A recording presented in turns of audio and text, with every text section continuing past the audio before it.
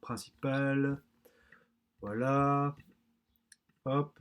Aujourd'hui, on va voir un cours sur la radioactivité naturelle. Alors, qu'est-ce que c'est la radioactivité naturelle? Alors, on va faire d'abord le rappel de ce qu'est le noyau d'un atome. Ça, on avait vu en début d'année, mais ça fera un petit rappel. On va voir ce que vous avez peut-être vu au collège, mais bon, ce que c'est un isotope. Et après, on va parler de la radioactivité, c'est l'énergie, c'est une réaction qui est au cœur de la matière, qui est au cœur du Soleil, ou qui est au cœur aussi des centrales nucléaires, quelque chose qui dégage pas mal d'énergie. Alors, dans les étoiles, on observe des réactions nucléaires. Alors, qui dit nucléaire dit réaction du noyau. Je vous rappelle qu'un atome est constitué d'un noyau et d'électrons qui tournent autour. La chimie s'intéresse aux électrons, les réactions nucléaires s'intéressent au noyau. Donc là, on s'en fout des électrons qu'il y a autour du noyau. On s'intéresse qu'au noyau. Ce sont elles qui sont à l'origine de la formation des différents éléments chimiques qui composent l'univers tout entier, dont vous. Effectivement, tous les éléments chimiques de l'univers, de la classification périodique, qui sont ici, ont été créés de façon nucléaire, par des réactions nucléaires. Alors un rappel pour vous rafraîchir la mémoire, le noyau d'un atome. Un atome, avec un E, est constitué d'un noyau et d'électrons autour. Aujourd'hui, on ne s'intéresse pas aux électrons. Le noyau est lui-même composé de protons et de neutrons. Alors je vous rappelle, les protons, ce sont des petites boules positives, plus il y en a autant que des électrons autour. Si j'ai 3 protons, j'ai 3 électrons, parce que les atomes sont neutres, pas comme les ions. Et de neutrons, petites boules bleues. Et les neutrons, c'est un peu comme du ciment, c'est-à-dire qu'ils sont là pour cimenter le noyau, et ils sont neutres, ils ont une charge nulle. On définit un noyau par ses nombres Z et A. Alors qu'est-ce que ça veut dire ça déjà? N'oubliez pas que si vous avez des questions, vous pouvez me demander dans le chat. A, c'est le nombre de masse, c'est son nom. En fait, c'est le nombre de protons et de neutrons. Par exemple, ici j'ai 1, 2, 3, 4, 5, 6, 7, 8, 9, 10, 11 protons. Et 1, 2, 3, 4, 5, 6, 7, 7 neutrons. 7 et 11, c'est un 8, 18. Ça veut dire que A ici vaut 18. Z, donc on mettrait 18 ici. Z, c'est le numéro atomique, c'est le nombre de protons pour un élément chimique donné. Ici, j'ai 1, 2, 3, 4, 5, 6, 7, 8, je ne sais plus combien, 9 protons, j'ai dit. Eh bien, le Z, ça serait 9. Et X, c'est le symbole de l'élément, c'est son nom. Un petit rappel. Alors, est-ce que c'est assez grand, ça? Voilà. Ça, ici, c'est le nombre Z. Ça, c'est le nombre de protons. Hein. Si je fais un zoom, hop, par exemple, ce que vous voyez ici, 3, 4, 11, 12, c'est le nombre de protons. Eh ben, je vous rappelle que le nom d'un élément est donné par son nombre de protons. Par exemple, un élément qui a 12 protons s'appellera le magnésium. Un élément qui a 4 protons s'appellera le beryllium. Un élément qui a 11 protons s'appellera le sodium. Donc à la limite, si je voulais aller un peu dans le truc dur, j'aurais même pas besoin du X là. Si je veux, je peux définir un élément qu'avec son nombre Z et son nombre A. X, c'est vraiment pour le nommer, quoi. Ok. En gros, ça c'est le numéro de sécurité sociale, ça c'est son nom. Mais on peut déterminer l'identité d'une personne grâce à son numéro de sécu. Pas besoin de son nom. Mais bon, on donne quand même un nom pour faire bon. Donc ça c'était un petit rappel de ce qu'on avait vu en début d'année. Z nombre de protons, A nombre de protons et de neutrons, les boules rouges et bleues. Donc pour avoir le nombre de neutrons uniquement, que les bleus, il suffit de faire A, le tout, moins Z, le nombre de protons rouges. Et on obtient le nombre de neutrons. Donc voilà, j'espère que là-dessus j'ai été assez clair. Il existe dans la nature ce qu'on appelle des isotopes. Alors qu'est-ce que c'est un isotope? Rassurez-vous, je vais vous montrer une animation. On appelle un isotope avec un S, d'un certain élément chimique, les noyaux partageant le même nombre de protons, caractéristiques de cet élément, mais ayant un nombre de neutrons différents. Si je devais faire un parallèle avec vous, c'est comme si, je sais pas moi, par exemple, je vois Paul dans le chat. C'est comme s'il y avait un Paul avec 2 bras, un Paul avec 3 bras, un Paul avec 4 bras. Et ça serait des isotopes. On aurait 3 pôles différents, ça serait quand même des pôles, mais pas le même nombre de bras. Qu'est-ce que c'est un isotope? Je vous montre. Je vais prendre par exemple ici un très simple. L'hydrogène. L'hydrogène ne possède qu'un seul proton. Un seul. L'hélium possède 2 protons. Donc je vous rappelle, les protons, c'est ce qui donne le nom de l'élément. Si par une réaction nucléaire, que je reviendrai après, je rajoute un neutron à l'hydrogène, j'obtiens ce qu'on appelle un isotope de l'hydrogène, c'est-à-dire une sorte de petite variante. Ça reste l'hydrogène, mais c'est l'hydrogène avec un neutron. Si j'ajoute un deuxième neutron à l'hydrogène, hop, j'obtiens un nouvel isotope de l'hydrogène, qui est instable, vous voyez, instable. Ça reste l'hydrogène, mais c'est une variante, parce qu'il n'y a qu'un seul proton. Si j'ajoute un neutron, j'ai une nouvelle variante. Si j'ajoute un neutron, j'ai une nouvelle variante. Donc en fait, les isotopes sont les éléments qui ont toujours le même nombre de protons, mais un nombre de neutrons différent. Pareil, par exemple, si je prends l'hélium. L'hélium ici, il a deux neutrons, de façon stable, et deux protons. Si je lui rajoute un proton, j'ai encore de l'hélium, mais c'est un isotope. J'ai encore de l'hélium, mais c'est un autre isotope. Vous voyez? Donc les isotopes sont des éléments chimiques qui ont le même nombre de protons, mais des nombres de neutrons différents. Vous allez me dire à quoi ça sert dans la vie de tous les jours. Bah, c'est révolutionnaire. Sans ça, vous ne pourriez pas être sur votre smartphone, sur Snapchat, ni sur votre ordinateur. Pourquoi? Parce que si je mets des neutrons sur un élément, il devient instable. Vous voyez? Qui dit instabilité dit explosion. C'est ce qu'on reverra après. Qui dit explosion dit libération d'énergie. Et bien c'est cette libération d'énergie due aux isotopes instables, qui s'appelle réaction nucléaire, qui permet de faire tourner les centrales nucléaires et qui vous permet d'avoir de l'électricité. Accessoirement, c'est ce qui a permis de tuer plusieurs centaines de milliers de personnes au Japon via une bombe atomique. Et ça, c'est pour la petite histoire. Bref, cette notion d'isotope, c'est fondamental. C'est ce qui vous permet d'avoir du courant grâce aux centrales nucléaires. Sans la découverte des isotopes instables, pas de réaction nucléaire. Sans réaction nucléaire, pas de centrale nucléaire. Sans centrale nucléaire, pas de Snapchat, pas de Netflix, pas de courant, etc. etc. Ou alors moins. Par exemple ici, j'ai pris un exemple. Alors normalement en cours, je vous le fais faire, mais bon là, vu qu'on n'est pas en cours.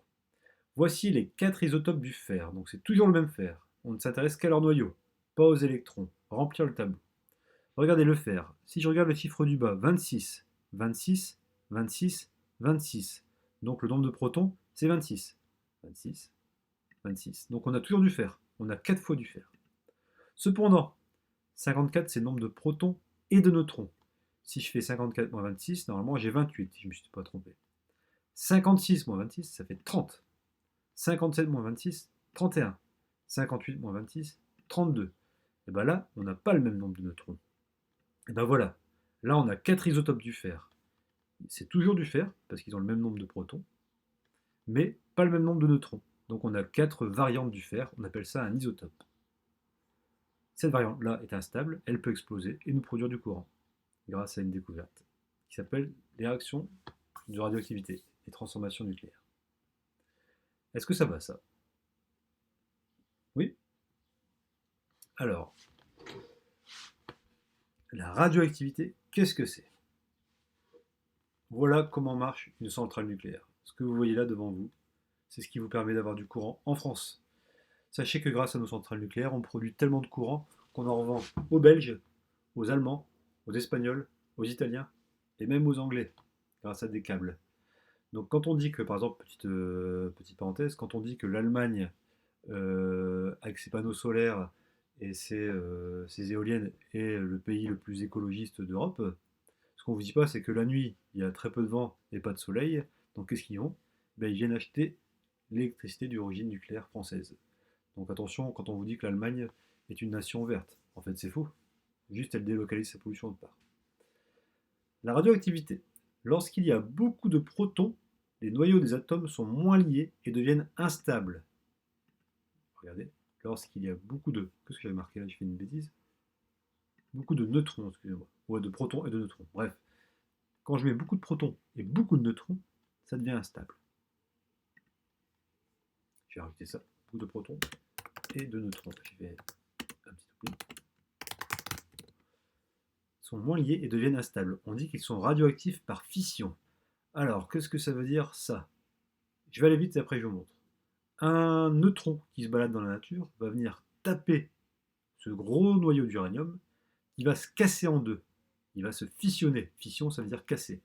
Il va se casser en deux et il va libérer beaucoup d'énergie. Voici ce que c'est une réaction de fission. Je vous montre. Tac, tac, tac, tac. Alors, on va voir. Ici. Alors accrochez-vous un petit peu, ça va être semi-compliqué. Voilà. Là, j'ai pris un exemple tout bête. Prenons ce noyau-là. Alors, j'ai 1, 2, 3, 4, 5, 6, 7 protons. 7 protons. Qu'est-ce que c'est 7 protons? Je vais aller voir dans mon tableau périodique des éléments. Hop, hop, hop. 7 protons, c'est l'azote. C'est l'azote ici. Ok? Voilà. Vous voyez, c'est un élément assez gros, c'est un noyau. Alors autour, il y a des électrons, mais on s'en fout des électrons. Il a 7 protons, il a 1, 2, 3, 4, 5, 6, 7 neutrons, neutres. Donc c'est 7 plus 7, 14. 7, 14 azote. N comme nitrogène azote. Si j'envoie un neutron qui provient d'un autre noyau que j'ai récupéré de façon physique ou chimique et que j'envoie, et ben là c'est un peu comme quand on joue au bowling. Si j'envoie une boule de bowling sur un noyau, qu'est-ce qui va se passer? Les quilles vont faire pling. Et ben j'ai la possibilité d'envoyer un neutron sur un noyau et ce noyau va se casser en deux. Il va se casser en deux. Mais je vous ai dit que le truc le plus important à retenir en physique-chimie, c'est que rien ne se perd, rien ne se crée, tout se transforme. J'ai 7 protons. Il peut se casser en deux. Là, il s'est cassé en deux. Vous voyez, c'est ça plus ça. Et regardez. 7 protons. Là, il va se casser en un nouveau noyau qui possède 4 protons. Et là, un nouveau noyau qui possède 3 protons. Dans le nouveau noyau, j'ai 4 protons, 4, et 1, 2, 3, 4, 5, 5 neutrons. 5 et 4, 9. 9 nucléons. Et dans le deuxième noyau d'à côté, j'ai 1, 2, 3 protons, et 1, 2, 3, et 2 neutrons. 5. 1, 2, 3, 4, 5. Vous voyez bien que j'ai autant de boules rouges et bleues de ce côté-là que de ce côté-là. Et là, c'est le neutron que j'ai envoyé tout à l'heure. En fait, si vous voulez, il a traversé, clac, ça s'est cassé en deux. Et après, il a traversé la piste de bowling, si vous préférez. Vous voyez? Comment je sais que ça s'appelle le beryllium? J'ai 4 protons. Je regarde sur ma classification périodique. J'ai 4 protons d'un côté, et là j'en ai 3. Hop. Et hop. 4 protons, ça s'appelle le beryllium, et 3, ça s'appelle le lithium. Voilà. Alors, il faut que je retrouve mon curseur. Où est-ce qu'il est mon curseur? Voilà. Et du coup, je peux, au lieu de faire un schéma comme ça, je peux symboliser ma réaction grâce à, si vous voulez, des lettres. Une réaction de fission nucléaire, c'est j'envoie un neutron sur un gros noyau, j'envoie un neutron sur un gros noyau, que je vais souligner en rouge, et j'obtiens deux nouveaux noyaux, et je récupère mon neutron qui est l'équivalent de ma boule de bowling. J'obtiens deux nouveaux noyaux, en voici un deuxième, et voici un neutron. Alors ça, vous allez me dire, c'est quoi ça? C'est comme ça qu'on note un neutron. Un neutron, c'est juste une boule bleue. Donc j'ai 0 boule rouge, donc je mets 0 là, et j'ai un neutron, du coup j'ai 1 là, parce que c'est le nombre de nucléons. Comme j'ai qu'un seul neutron, j'ai un seul nucléon. Voilà comment on schématise un neutron, et N comme neutron. Donc envoyer un neutron sur de l'azote, casse l'azote, et nous donne deux nouveaux noyaux, et on récupère le neutron. Rien ne se perd, rien ne se crée, tout se transforme. Regardez les chiffres en haut. 0 plus 7, ça donne 7. 4 plus 3 plus 0, ça donne 7. Conservation du nombre de protons. Ici, 14 plus 1 en haut, ça donne 15. 9 plus 5, 14 plus 1, 15. Conservation du nombre en haut. Rien ne se perd, rien ne se crée, tout se transforme. Alors, Aurélien qui me dit, si on envoie un neutron sur de l'azote et qu'il le casse, il donne deux nouveaux noyaux, mais c'est obligé que ce soit du beryllium ou du lithium? Non, ça pourrait être très bien autre chose. Là, c'est pour l'exemple. On peut très bien l'envoyer ici et se casser un tout petit peu. C'est un peu, là j'ai fait un strike si tu veux. J'ai fait un strike, mais je pourrais très bien toucher le bord et casser qu'un petit bout. Ça dépend des réactions chimiques si vous voulez. Oui. Et ça, le fait de casser des noyaux, ça libère énormément, mais quand je vous dis énormément d'énergie, c'est énormément d'énergie. Ça libère de l'énergie. Donc on va dire ici, vous voyez, je fais comme ça libère de l'énergie.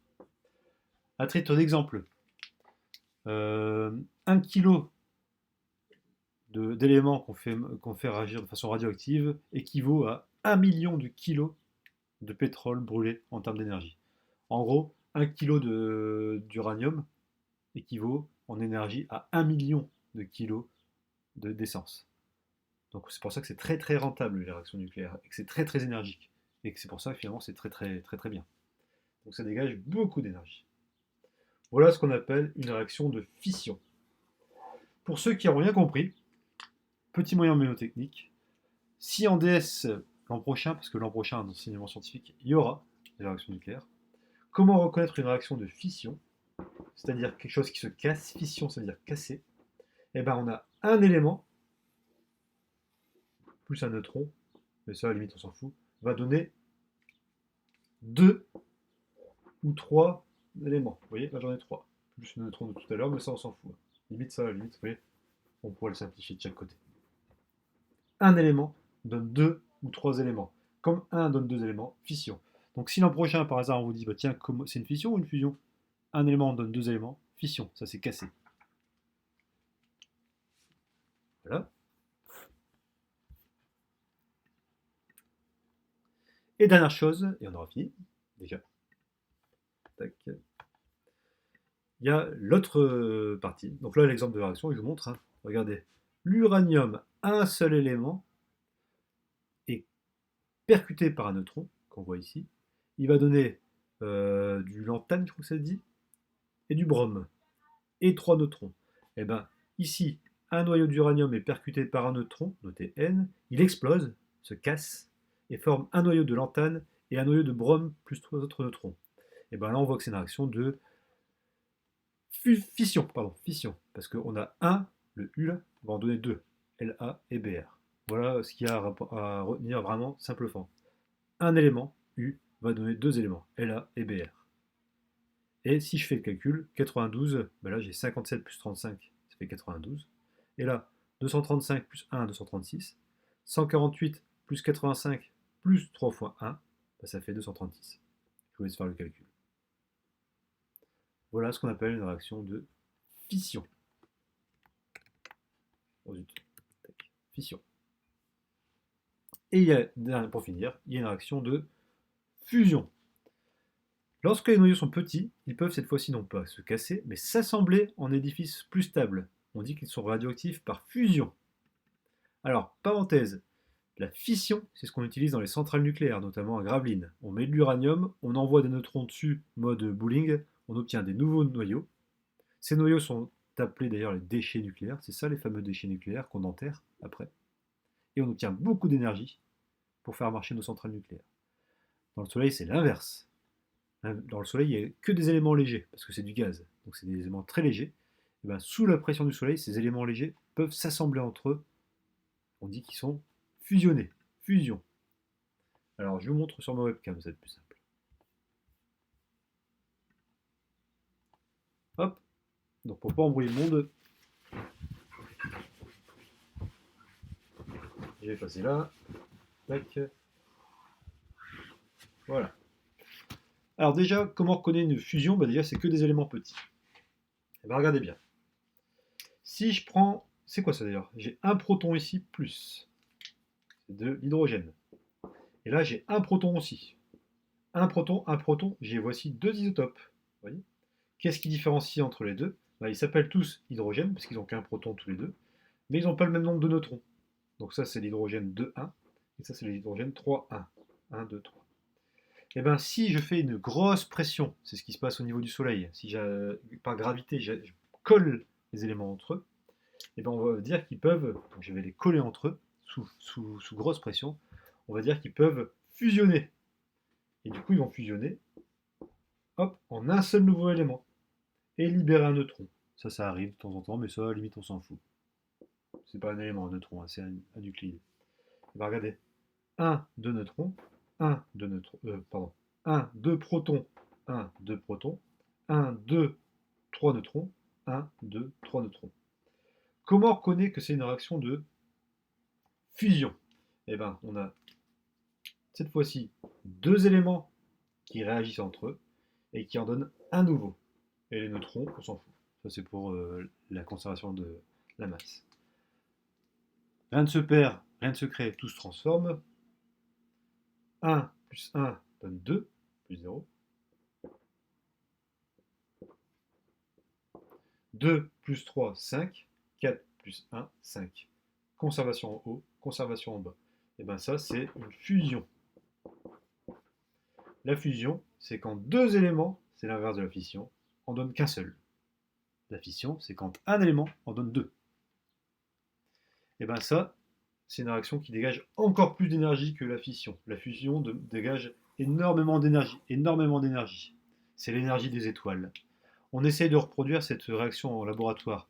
On met en place des très très grosses pressions, on prend des tout petits éléments, on les colle les uns contre les autres et on essaie de les coller.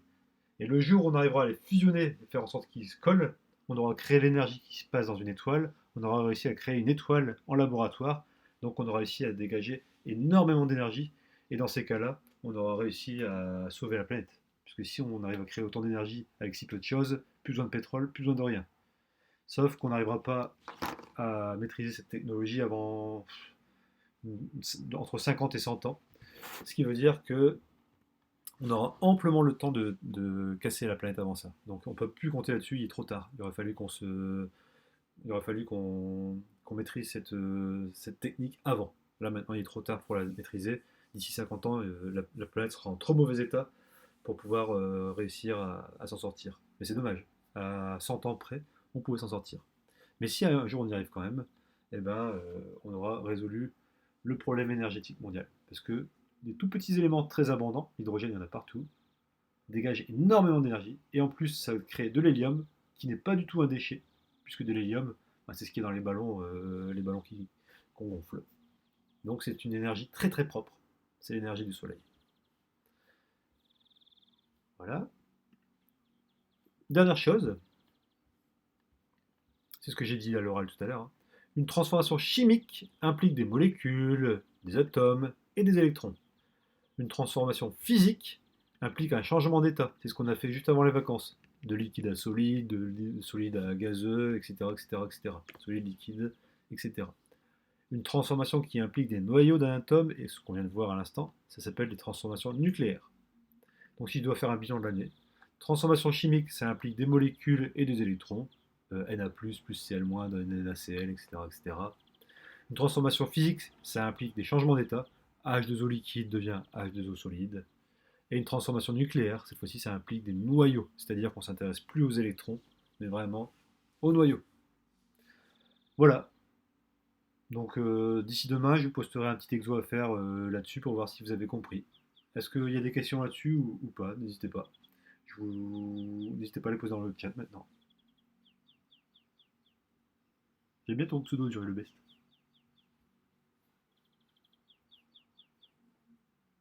Tout le monde a bien compris? Je bois une petite tasse de café en attendant que. Voilà. Quoi non?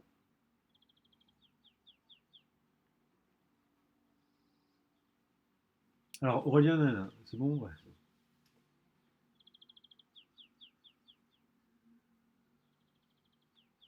Pas de questions?